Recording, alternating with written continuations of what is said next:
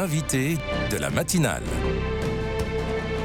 KTO Radio. Bonjour à tous. Le burn-out explose dans tous les milieux, soignants, enseignants, parents, prêtres, bénévoles. On parle souvent de surcharge de travail, mais plus profondément encore d'un épuisement du sens. Et chez les chrétiens, une question particulière surgit. Comment entendre l'appel du Christ à donner sa vie sans finir par se détruire soi-même ? Où est la frontière entre charité, dévouement et oubli de soi ? Pour en parler ce matin, nous recevons le frère Jean-Marie Guelette, dominicain, médecin, théologien, moraliste. Bonjour frère Jean-Marie Guelette. Bonjour. Vous avez rédigé il y a une dizaine d'années pour la revue Études un long article sur les spécificités du burn-out chrétien. Vous dites que le burn-out touche souvent les plus engagés. Pourquoi ? Je n'irais pas dire que ça touche souvent. Enfin, il faut laisser une part importante des situations de burn-out à des situations dramatiques de harcèlement au travail ou de charge de travail imposée de manière injuste.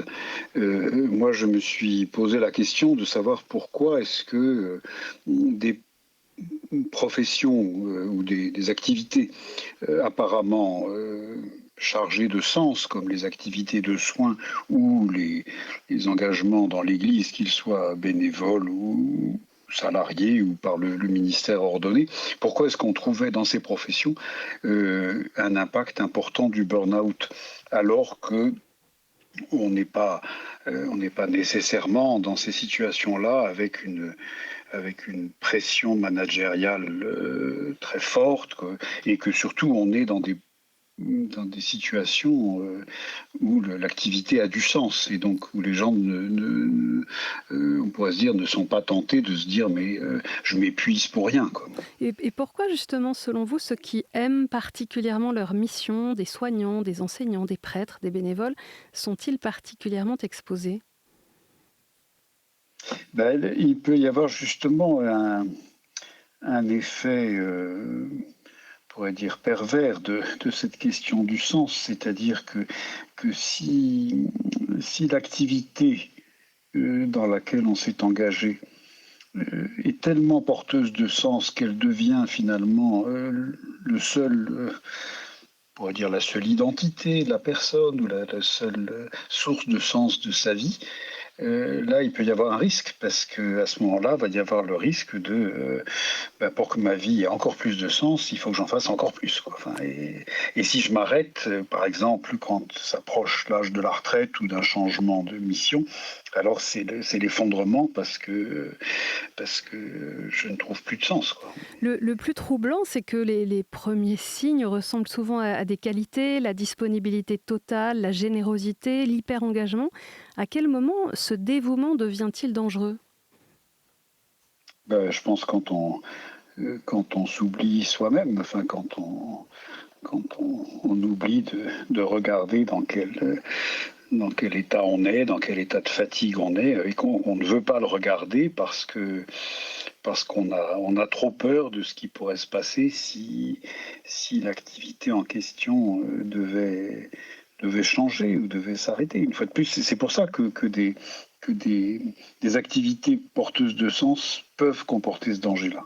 Parce qu'on se dit, mais si j'arrête, ma vie n'a plus de sens, quoi. Et quels sont les signaux d'alerte les plus importants ? Est-ce que c'est la culpabilité de se reposer, l'impression de ne jamais en faire assez ? Oui, il me semble qu'il y a souvent des personnes chez qui on constate le développement d'une espèce de je sais pas comment dire ça, de surdité aux signaux d'alarme donnés par l'entourage, quoi. Beaucoup de personnes autour de la personne qui est malade lui disent qu'il y a quelque chose qui ne va pas, que la famille en souffre, que leur santé en souffre, et ces personnes-là sont tellement emportées par ce système qu'ils ont dans la tête qu'ils n'entendent pas, quoi. Dans votre article donc, sur le burn-out propre aux chrétiens, je disais qu'il a été publié dans la revue Études en septembre 2017, vous dites quelque chose de très fort, que l'engagement chrétien peut lui aussi devenir un terrain favorable au burn-out. Alors comment ? Ah ben bien sûr, parce qu'on est en milieu chrétien dans une culture qui met tellement en valeur le don de soi pour les autres que quand on se donne, on a tout bon.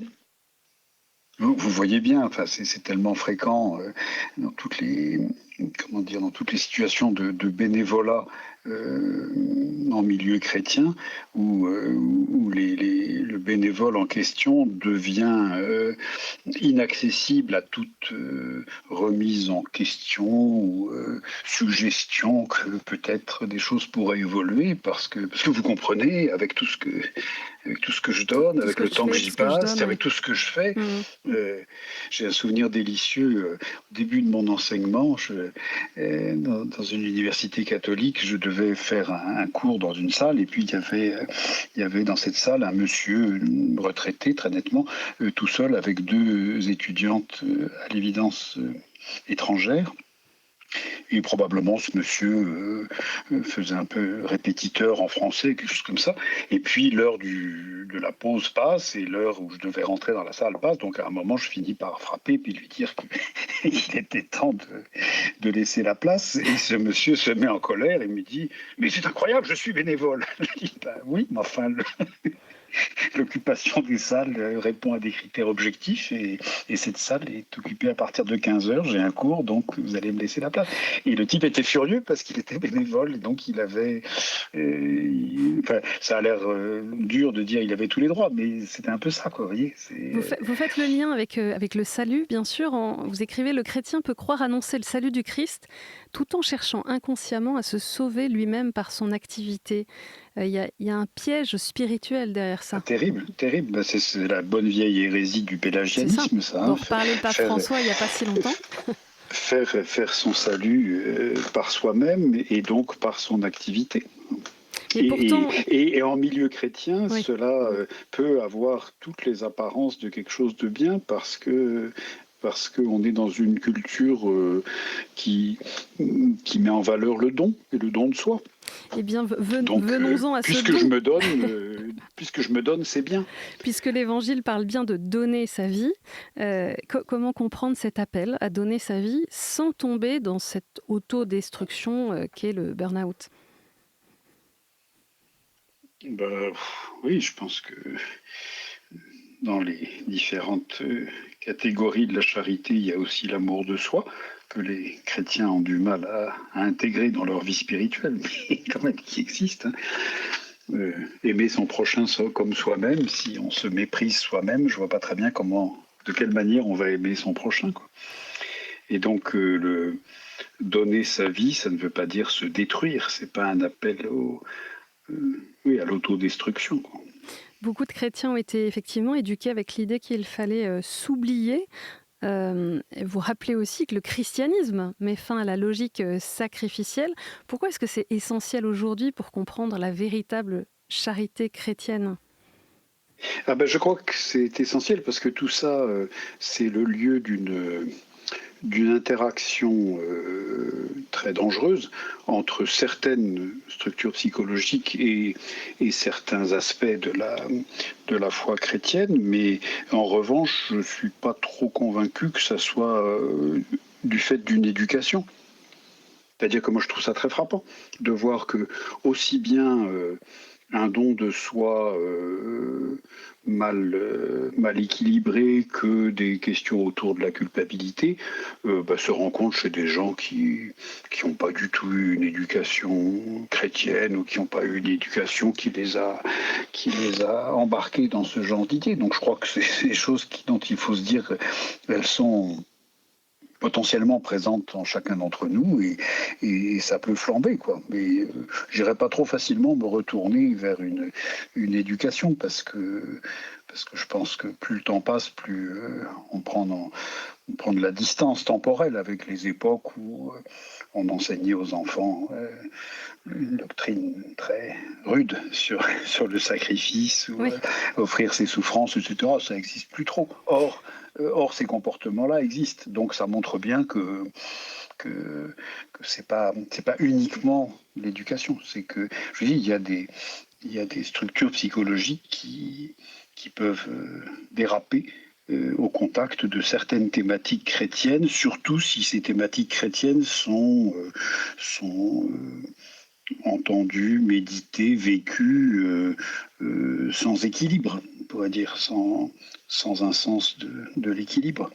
Et c'est pour ça que je pense, je reviens à ma petite histoire de la salle de cours, l'un des repères, c'est, comment dire, ce sont les règles objectives, quoi. Oui. Les horaires de travail, les temps de vacances. Ce qui est extrêmement dangereux, c'est par exemple... Le cadre du droit du travail quand on est salarié. Oui, et alors le problème, c'est que justement, on est bien souvent dans l'Église, dans l'illusion qu'à partir du moment où les gens sont bénévoles, il n'y a plus de cadre. Et c'est terrible. On a aussi l'exemple de nombreux saints qui ont vécu jusqu'à l'épuisement. Comment est-ce qu'on peut les regarder aujourd'hui sans idéaliser cette forme de destruction de soi pour la charité?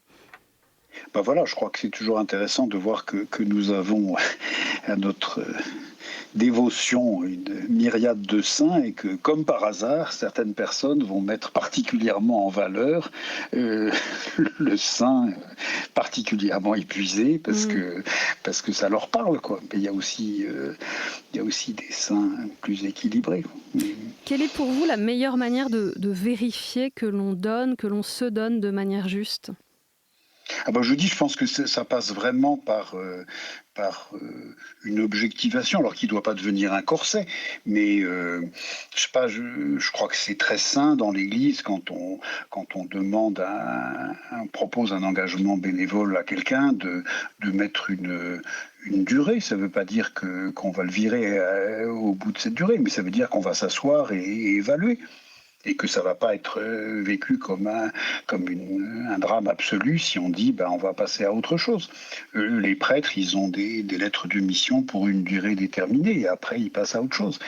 Et je crois que ça, je ne dis pas que c'est la seule solution et que c'est le seul remède au pélagianisme, mais je pense que c'est des choses qui commencent à se mettre en place justement avec les lettres de mission et des choses comme ça, mais qu'on peut aider des personnes vulnérables dans ce domaine à